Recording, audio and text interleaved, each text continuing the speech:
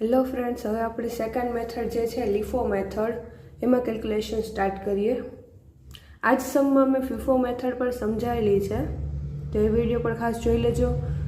લીફો મેથડમાં તમને બધાને આઈડિયા તો આવી જ જાય છે કે લાસ્ટ ઇન ફર્સ્ટ આઉટ, જે આપણો લાસ્ટ સ્ટોક છે એમાંથી આપણે સેલ કરવાનું હોય છે. તો હવે આપણે ટ્રાન્ઝેક્શન ઉપર જઈએ. જો તમને અહીંયા સમની જે ડિટેલ્સ આપેલી છે, The following are the details of a spare parts of Naksha Enterprise.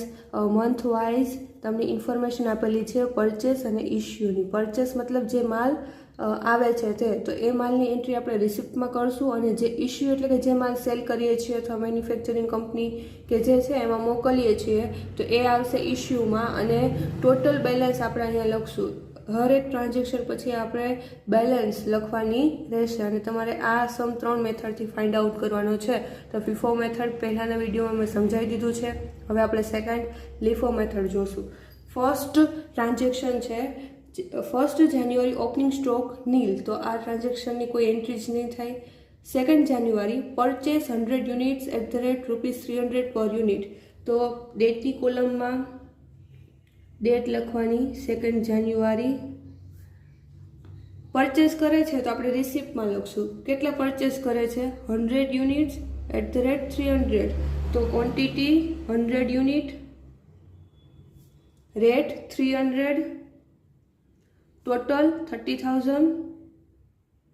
ઇશ્યુમાં કાંઈ નહીં આવે, કારણ કે આ ડેટ ઉપર કોઈ સેલ કે ઇશ્યુ કરતા નથી, એટલે ત્યાં ડેશ, અને આ જે બેલેન્સ છે આપણે અહીંયા લખશું 100 યુનિટ 3 × 300, ટોટલ 30,000. ઓપનિંગ બે સ્ટોક આપણી પાસે નીલ છે એટલે કાંઈ નહીં આવે, ડાયરેક્ટ આપણે પરચેસ જ કરશું. ચાલો, એના પછીનો જે ટ્રાન્ઝેક્શન છે એ 15 જાન્યુઆરી, તો પહેલાં ડેટની કોલમમાં ડેટ 15 જાન્યુઆરી ઇશ્યુડ ફોર કન્ઝપ્શન 50 યુનિટ્સ, તો એ 50 યુનિટ ઇશ્યુ કરે છે, તો આપણે એ રિસિપ્ટની કોલમમાં આ ડેટે કાંઈ નહીં આવે, 15 જાન્યુઆરી કાંઈ નહીં આવે, એટલે એમાં ડેશ. ઇશ્યુ કરે છે કેટલા યુનિટ, 50 યુનિટ, તો 50 યુનિટ કયા સ્ટોકમાંથી, તો કે આ સ્ટોકમાંથી આપણે સેલ કરશું. પર યુનિટ પ્રાઇસ 300, એટલે 15,000. હવે બેલેન્સ કેટલી વધે છે, તો કે 100માંથી 50 યુનિટ આપણે સેલ કર્યા, તો હવે 50 વધશે, તો એ 50 × 300, ફાઇનલ આન્સર 15,000.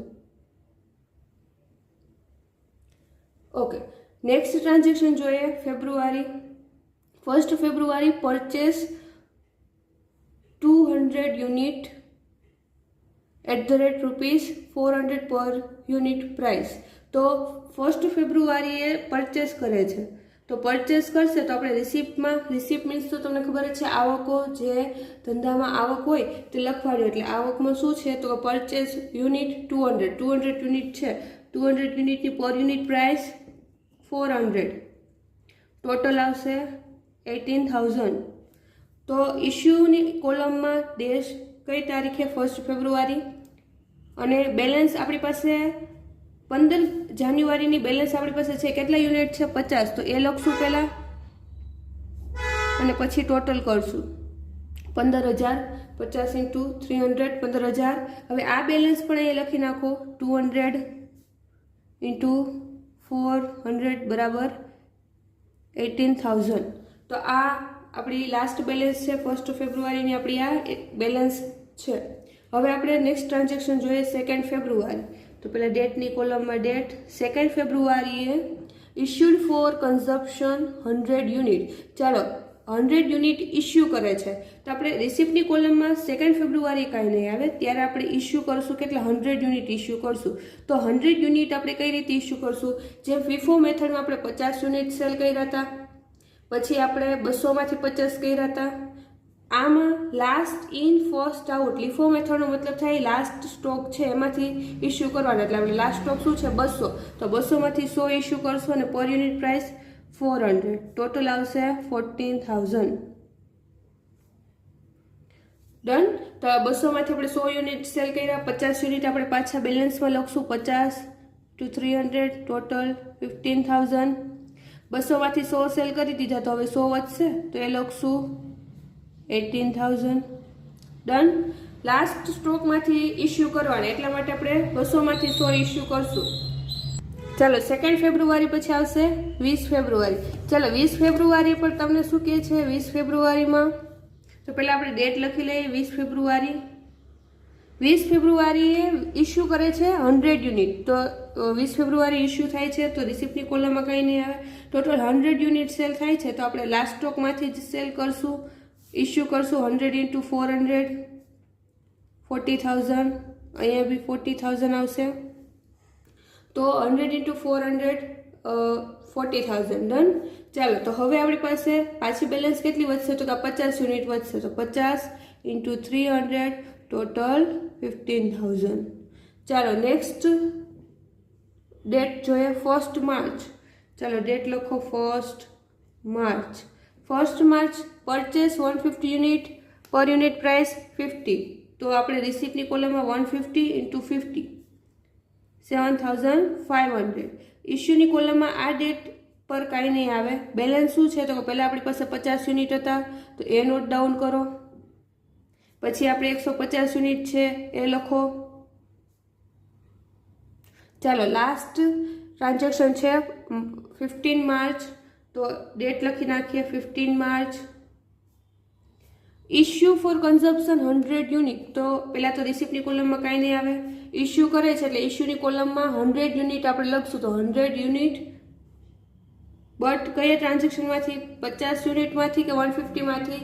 તો આ લાસ્ટ છે. Last in first out method છે એટલે આપણે આ 150માંથી ઇસ્યુ કરશું. 150માંથી આપણે ઇસ્યુ કરીએ એટલે 100 યુનિટ, પર યુનિટ પ્રાઇસ 50. ટોટલ આવશે 5,000. તો હવે અહીં બેલેન્સ કેટલી વધશે? તો પહેલાં 50 યુનિટ, પછી 150 યુનિટ. આ આપણી લાસ્ટ બેલેન્સ છે. હવે નોર્મલ તમારે ટોટલ જ કરવાનો છે. પહેલાં બેલેન્સનો ટોટલ તમને આ જે લાસ્ટ 15 માર્ચનું જે તમને લાસ્ટ મળેલું છે એ જ તમારો લાસ્ટ ટોટલ કહેવાય. ડન. તો લાસ્ટમાં જુઓ તમારે આ ટોટલ કરવાનું રહેશે. બેલેન્સનો ટોટલ તો કે 50 + 50 100 15,000 + 2500 17,500.